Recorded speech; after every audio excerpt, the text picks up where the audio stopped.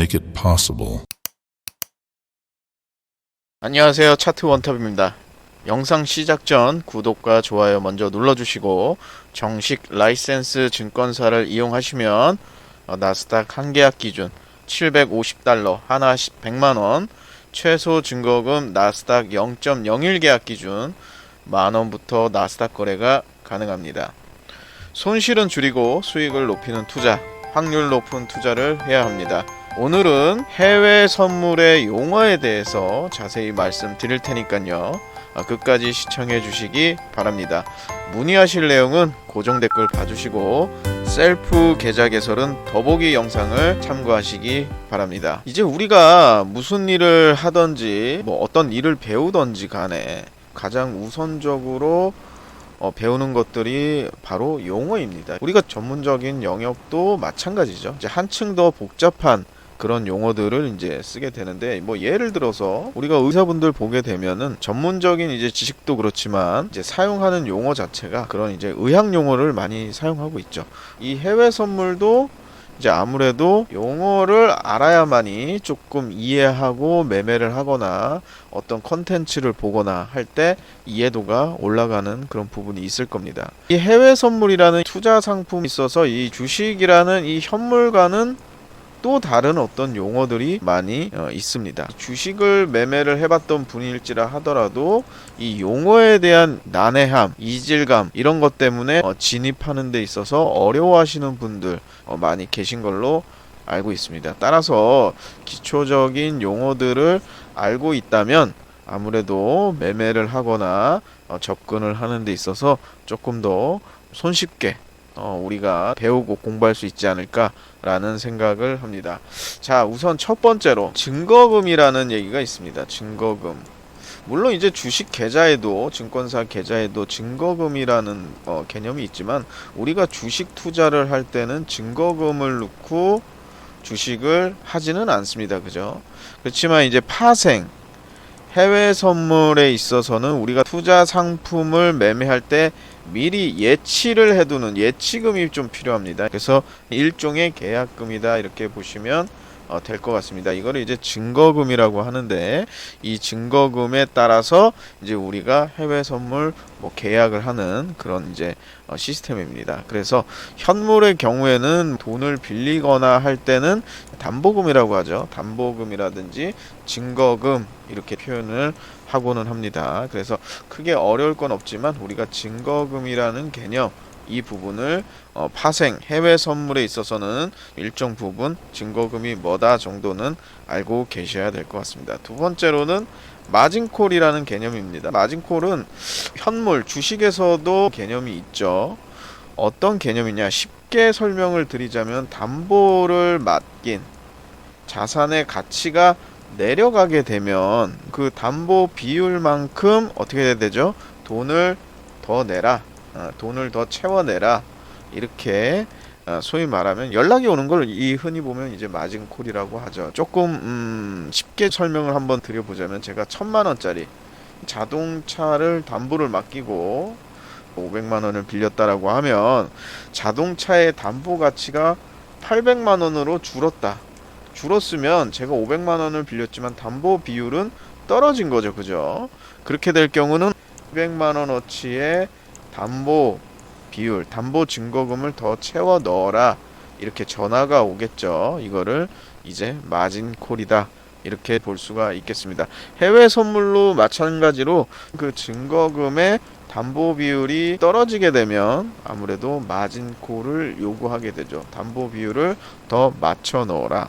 그래서 맞춰 넣게 되면은 이제 다시 계속 원활하게 매매를 하고, 그렇지 않을 경우에는 이제 반대 매매가 나가게 되는 것이죠. 자, 그 다음이라는 이제 해외 선물에서는 계약이라는 용어가 있습니다. 현물에서는 계약이라는 용어보다는 몇 주를 샀다, 우리가 예를 들어 삼성전자 한 계약을 샀다 이렇게 표현하지는 않죠.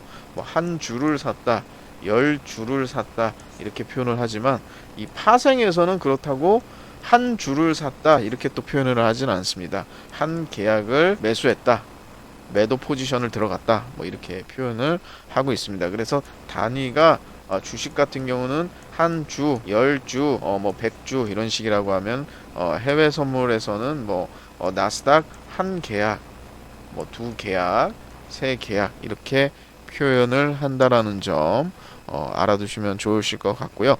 그 다음에 이제 틱이라는 용어가 있습니다. 이 틱이라는 용어는 주식으로 치자면 주식 호가창이 이렇게 쭉 있다라고 치면 우리는 이 한 호가 한 호가 이걸 호가라고 합니다. 그죠? 예를 들어서 10,000원 그 위에는 뭐 1,100원이 있겠죠. 1,100원 이걸 이제 한 호가라고 하지만 해외 선물 파생에서는 그거를 틱이라고 부르기도 합니다. 그래서 우리가 수익을 볼 때는 우리가 뭐 몇 틱을 수익을 냈다, 뭐 10틱을 수익을 냈다, 그러면 10호가 정도를 수익을 냈다 이렇게 좀 이해하시면 편하실 것 같습니다. 그래서 뭐 주식에서는 3%뭐 손절을 했다 이렇게 표현을 하지만 파생이라든지 해외 선물에서는 이제 퍼센트 단위로 표현을 하기보다는 뭐 5틱, 10틱, 뭐 20틱 이런 식으로 틱이라는 개념 사용을 많이 한다 이해하고 넘어가시면은 좋을 것 같습니다. 그리고 뭐 이거는 뭐 현물에서도 많이 이제 사용을 하는 거지만 손절과 익절이 있죠. 이 개념을 은근히 이게 쉬운 것 같지만은 잘 이해를 못 하시는 분들도 있습니다. 손절이라고 하면 손실 보고서 포지션을 청산하는 것을 손절, 익절이라고 하면 그 반대가 되겠죠. 수익을 보고서 포지션을 청산했다. 이렇게 되면은 우리가 익절했다. 이렇게 볼 수가 있겠습니다. 그리고 10이라는 가격에서 15가 되었다. 이러면 우리가 매수 포지션으로 들어갔다라고 하면 그러니까 5만큼 우리가 익절했다. 뭐 이렇게 예시적으로 사용해 볼 수가 있겠습니다. 제가 방금 포지션이라는 개념을 썼습니다. 이게 좀 현물하고 다른 개념인데 다음으로는 이 포지션이라는 개념입니다. 우리가 현물, 주식을 예로 한번 들어볼게요. 주식에서는 우리가 삼성전자를 매수했다. 그리고 수익을 보고서 매도했다. 또는 손실을 보고서 매도했다. 이렇게 표현을 할 수가 있습니다. 현물은 무조건 올라야만 수익을 보는 구조이기 때문에 매수 이후 매도가 자연스러운 일종의 포지션 청산이겠죠. 매수하고 그 다음 매도하고 현물은 매수하고 올라야지만이 수익을 보는 구조인 반면 파생은 매수든 매도든 양방향으로 오른다 또는 내린다 양쪽으로 모든 방향을 우리가 들어갈 수가 있기 때문에 일종의 매수했다 그리고 매도했다 이 표현은 엄밀히 말하면 정확하지가 않은 거죠. 자, 올라간다에 건다 라고 치면 매수 포지션이라고 해야 되겠죠. 그리고 내려간다라고 봤을 때는 매도 포지션 이렇게 얘기를 하겠죠. 그래서 여기서 매도 포지션을 들어가고 어떻게 했다? 여기서 매도 포지션 청산을 했다. 이렇게 보시면 표현이 정확하겠죠.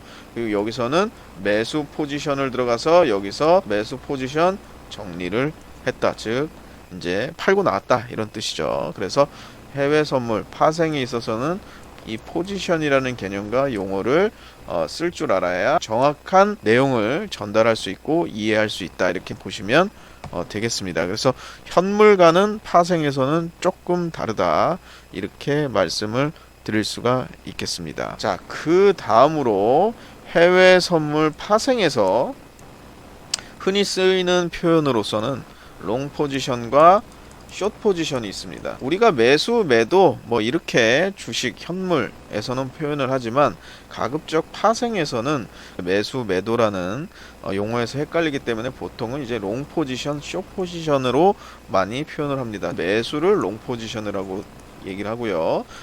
매도를 숏 포지션이라고 흔히 부릅니다. 그래서 나스닥 롱 포지션을 들어갔는데 포지션 청산했다 라면 롱 포지션 즉 올라간다에다가 매수를 하고 그리고 그걸 정리했다. 그래서 롱 포지션 그리고 숏 포지션 이 포지션에 대한 개념 이런 용어에 대해서는 인지하시는 게 당연하고 또 그래야만 그 개념에 대해서도 이해하기가 쉽다 이렇게 말씀 드릴 수가 있겠습니다. 다음에 용어로는 이제 로스컷입니다. 로스컷. 로스컷은 앞에서 설명해드린 증거금, 마진콜 요것과도 좀 연계되는 부분인데요. 즉 아까도 앞에 설명드렸지만은 마진콜이 나오죠. 그죠? 증거금이 담보 비율이 떨어졌으니 돈을 더 채워 넣으세요. 라고 해서 그걸 채워 넣지 못하면 어떻게 되죠? 이 포지션을 자동으로 청산해 버리죠. 그렇죠? 강제적으로. 그러면 그거를 우리는 뭐라고 당했다? 로스컷 당했다. 이렇게 표현을 하는 겁니다. 그래서 마진콜이 우선적으로 오고 이 마진콜에 대해서 어떤 증거금을 채워 넣지 못할 경우에는 자동적으로 로스컷을 당하는 거죠. 그래서 증거금이 이제 모자르기 때문에 마진콜이 오고 그 이후 로스컷이 나는 그런 개념으로 보시면 되겠습니다. 그 다음으로는 이거는 뭐 현물에서도 마찬가지겠지만 스캘핑이라고 하죠. 스캘핑이 뭐냐? 초단타 매매라고 보시면 될 것 같습니다. 어느 분봉 이후는 스캘핑이고 어느 분봉 이후는 뭐 스윙이고 이렇게 정의하기보다는 짧게 포지션을 잡고서 매수 매도 매도 매수 이런 식으로 짧게 가져가시는 매매 방법을 뭐 스캘핑이다. 정확하게 뭐 몇 분을 들고 있다 이런 정의는 없습니다. 다음으로는 이제 스위칭이라는 개념이 있습니다. 스위칭. 이 스위칭이라는 거는 뭐냐면, 자, 여기도 차트를 한번 좀 보겠습니다. 자, 여기서 제가 매도 포지션, 즉, 숏 포지션을 들어가 봤다고 쳐보겠습니다. 숏 포지션을 이 부분에서 들어갔으면 여기까지 이제 내려가면 어떻게 됩니까? 이 부분만큼 수익이 나오죠. 그쵸? 그래서 여기서 제가 포지션을 정리했습니다. 자, 그러면 수익이 났죠. 근데 다시 여기서 제가 이제 포지션이 없는 상태에서 다시 올라갈 것 같다 라고 하면은 여기서 매도 포지션, 즉 여기 숏 포지션을 정리하고 롱 포지션으로 갈아타겠죠. 그죠? 다시 올라간다라고 보고 올라간다에 베팅을 하는 거죠. 그렇다고 하면 제 포지션 어떻게 하죠? 숏 포지션에서 롱 포지션으로 스위칭을 했다라고 하죠. 스위칭. 어떤 현상을 변경하는 걸 스위칭이라고 합니다. 포지션을 변경하는 거를 스위칭이다. 이렇게 말씀드릴 수가 있겠습니다. 이거랑 용어를 헷갈리게 사용하시는 분들이 이제 이 스왑이라는 것도 있습니다. 스왑. 이 스왑은 스위칭과는 좀 다릅니다. 숏 포지션에서 롱 포지션으로 스왑을 했다 이렇게 표현하시는 분들이 있는데 엄밀히 말하면 스왑은 현물을 서로 어떻게 하는 겁니까? 상호 간에 바꾸는 거를 스왑이라고 합니다. 스왑은 어떻게 얘기를 해냐면 1달러가 있고 1000원이 있다고 쳐보죠. 이거를 서로 교환을 합니다. 이거는 뭐죠? 달러를 원화로 스위칭을 한다라는 개념보다는 이 돈 현물이 1달러와 1000원을 바꾸는 거기 때문에 이거는 스왑을 하는 거죠. 스왑. 달러와 원화 스왑을 체결했다. 이렇게 표현을 하는 거죠. 달러 원화 스위칭을 했다 이렇게 하지는 않습니다. 이거는 이제 포지션에 대해서 스위칭인 거지 어떤 달러와 원화를 서로 교환했다. 스왑은 교환이다 이렇게 보시면 이해하기가 편하다 이렇게 볼 수가 있겠습니다. 다시 말해서 여기 축구공이 있고 여기 농구공이 있으면 이 농구공을 든 애가 축구공을 든 애와 서로 이제 볼을 바꾸면 이거는 스왑인 거죠. 서로 축구공과 농구공을 스왑, 서로 교환했다 이렇게 보지 이걸 스위칭했다 이렇게 표현을 하는 거는 조금 잘못됐다 말씀드릴 수가 있겠습니다. 그래서 이러한 용어 정도만 좀 대충 알고 계신다라고 하면 파생이라든지 해외 선물 공부를 하는 데 있어서도 그렇고 경제 용어에 있어서도 그렇고 어디 가서 얘기를 하시더라도 공부를 한 사람 같다 라는 얘기를 좀 들을 수 있을 정도로 굉장히 이 용어는 중요하다 별거 아니다 라고 생각할 수 있지만 이 용어에서부터 개념 정리가 되는 거고 이 개념 정리에서부터 나중에 어떤 매매법이라든지 본인의 매수, 매도, 포지션 판단 이런 것까지도 갈 수 있기 때문에 반드시 한번 용어는 정리하고 가시는 게 중요한 부분이다. 좀 말씀을 드릴 수가 있겠습니다. 기초부터 차근차근 저와 함께 하시면서 수익 확률을 높이는 트레이딩 하시기 바랍니다. 오늘은 해외 선물의 용어에 대해서 말씀을 드렸습니다. 컬처 캐피탈 계좌 개설 및 메타 트레이더 5 트레이딩 문의는 더보기란과 고정 댓글 참고하시고 상세 안내는 고객센터로 연락 주시기 바랍니다. 지금까지 차트 원탑이었습니다. 감사합니다. make it possible. Culture Capital.